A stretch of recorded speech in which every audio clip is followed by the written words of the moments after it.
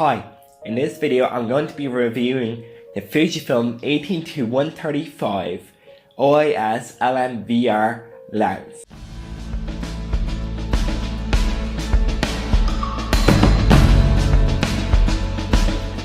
I'm going to begin by giving you some specs, then going into my personal opinion and how it has treated me.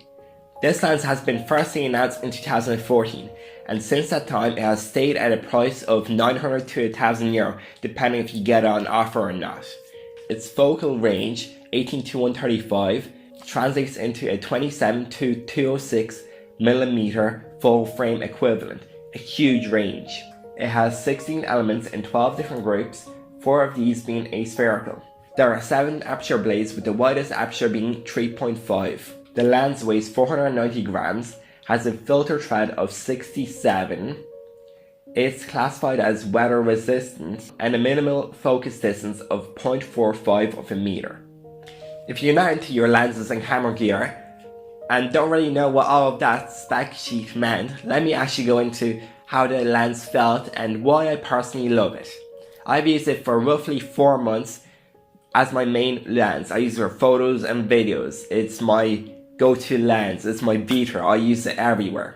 And having used a few other lenses, 2 primes and 2 zooms on my Fujifilm, I can tell you this: the 18-135 is the most versatile lens I have ever had, and there's a few reasons for this. Firstly, it's weather resistant, and this does not mean waterproof. Don't get it thrown into a river or anything like that. But if you're caught out in the rain and have no camera bags or nothing to cover the camera or the lens should be okay. It should last a few water droplets, a shower or 2. It'd be fine. That's a super plus, and it gives me a nice peace of mind. Second reason why it's so versatile, it's its focal range. It's massive. You can basically go from wide group shots to really close-up wildlife photography, and for me this is just so magical. And I do know that there are so many other like super zoom lenses that have similar focus ranges, but most of them, to be completely honest, are absolutely awful. They have like weak spots in the middle where it's not sharp, it doesn't really work well, the color reproduction is not great, and there's flares coming in because of the coating. But this lens, I can't believe I'm saying this, is just sharp throughout. Edge to edge sharpness at every single focal length. You don't get that like anywhere at all. Third reason why it's so versatile is it's super fast at autofocus. This lens, they use a linear motor which is both silent, which is amazing for videos, and super fast. So you can do action photography, different sports, different wildlife, anything that involves massive movement. You can do this with this lens. And I hinted at this in the last bullet point, its video capabilities. Fuji claims that this is the world's most advanced image stabilization, and I can't really argue with them, to be completely honest. It works amazing in videos and photos, and it's just super stable. It really gets out all the tiny kinks and bumps. To be completely honest, my recent travel videos from the cruise have been shot on this lens, and as you can probably see, it's very stable. I did apply the effect warp stabilizer on some of the clips, but regardless, footage looks like it's from the gimbal. If you're not a video shooter who doesn't really care for image stabilization, well, let me tell you this.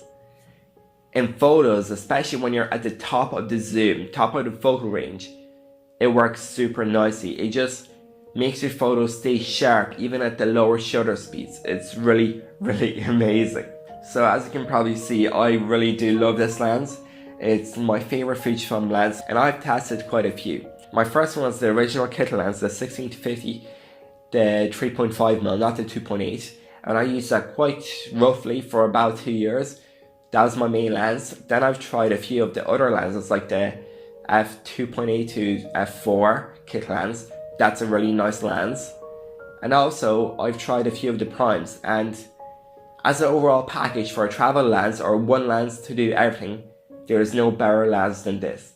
It's native to the Fujifilm system, so it gets regular software updates. Its autofocus and all the compatibility is just spot on. You don't need an adapter. If you're using a water resistant camera like the X-3, paired with this lens, it just gives a really nice peace of mind. And it actually works out small if you were to compare it to the different primes that you have to get to fill this focal range. But with all that said, let me actually get to a few of the cons. The main one for me is the minimum focus distance. It's at just under half a meter.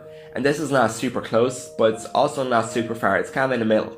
What this means for you is if you're trying to do detailed shots such as macro photography or just close-ups, it'll be hard to get on this lens. You'll have to do probably manual focus and play around with the distance from the subject. Yes, these are workarounds, but it's just something to keep in mind. You can't get too close to your subject. Secondly, this is more of a downfall of myself than the lens. When you're holding it up like this, trying to vlog, it gets quite heavy. The lens itself is just under half a kilo. And I'm only saying this because if you're trying to get this lens for your overall travel lens for vlogging, and you're a small woman, or let's say a younger teen, you're going to have a difficulty holding it up. You probably want to get like a gorilla pod or a tripod or something else to give you a secure grip. It's nice forearm workout. The last con that I found in the use of my lens is the switches on the outside. So let me explain. On the outside of the lens at the very bottom you have an OIS on and off switch as well as a aperture control on and off. And these are very nicely made and they don't take too much effort at all to change. So in one instance when I was in Antwerp, I accidentally had my image stabilization as off. And I didn't realize until about halfway through the day that I was off because it's such a small switch that you overlook and my footage was a bit shakier. So what does this mean to you? Well, if you've used lenses with switches on the outside before, yeah, you're not going to have any issues at all. But if you're starting to get into photography and video, and this is kind of your first semi-pro lens, you're going to need to keep this in mind and check it every now and again. It just makes things a lot simpler and makes it a lot more fluid. Before I end this video, I should state that I'm not being paid or sponsored by anyone, including Fujifilm, to make this video. And all that matters, apart from the specs, are completely my own opinions based on my personal usage of this lens. It may vary in your circumstance if you use it for different things or take it out under waterfalls, but everything that I've stated is based on my own personal experience.